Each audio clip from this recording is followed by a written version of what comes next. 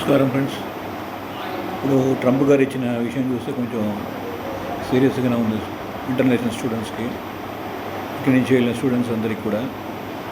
వాళ్ళు ఏం చెప్తున్నారంటే, యూఎస్ సెక్రటరీ ఏం చెప్తున్నారంటే, మార్కో రూబియో ఆయన పేరు, ఆయన ఏం చెప్తున్నారంటే, ఇప్పుడు ప్రస్తుతం స్టాప్ చేసిన కారణం అంటే, వద్దన్న కారణం ఏంటంటే, వాళ్ళ సోషల్ మీడియాకి కూడా అంటే ఇప్పుడు వచ్చిన వాళ్ళు ఇప్పుడు సోషల్ మీడియాలో ఇచ్చిన వాడు కాదు, పాతవన్నీ కూడా కెలికి దాంట్లో ఏదైనా ఫాల్ట్ ఉంటే మొత్తం క్యాన్సిల్ చేస్తాం అన్నట్టుగా వాళ్ళ మెమో పంపించి ఆయన యుఎస్ సెక్రటరీ మార్కో రూబియో అని ఆయన. అక్కడున్న యూనివర్సిటీ ఏముంటుందంటే, వాళ్ళు సడన్గా ఏం చేశారంటే పిటిషన్ వేశారు. ఏం పిటిషన్ వేశారంటే, ఇలా చేస్తే మాకు ప్రాబ్లం అవుతుంది అని చెప్పి వాళ్ళు ఒక పిటిషన్ వేశారు అక్కడ ఉన్న కోర్టులో. సో సడన్ చేసినది ఇది. ఎవరిని అనేది పాలిటిక్స్లో మాట్లాడలేదు.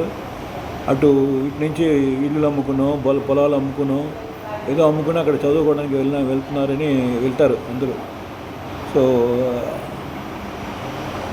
వాటికంటికి ఆయన మన ప్రభుత్వం కానీ వాళ్ళ ప్రభుత్వం కానీ కొంచెం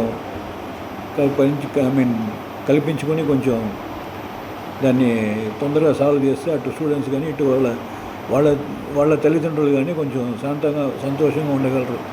ఎందుకంటే అందరూ ఊరికే వెళ్ళరు. డబ్బు ఎంత చదువు ఎంత హై స్టాండర్డ్ చదువు అని చాలా లక్షలు ఉంటాయి. పొలాలు ఇల్లులు తాకట్టు పెట్టో అమ్మేసో పంపించుంటారు. సో అవన్నీ కూడా కొంచెం ప్రభుత్వం రెండు ప్రభుత్వాలు ఆలోచించి మంచి నిర్ణయం తీసుకోవాలని నా కోరిక. నేను దేవుని ప్రార్థిస్తున్నాను. నమస్కారం.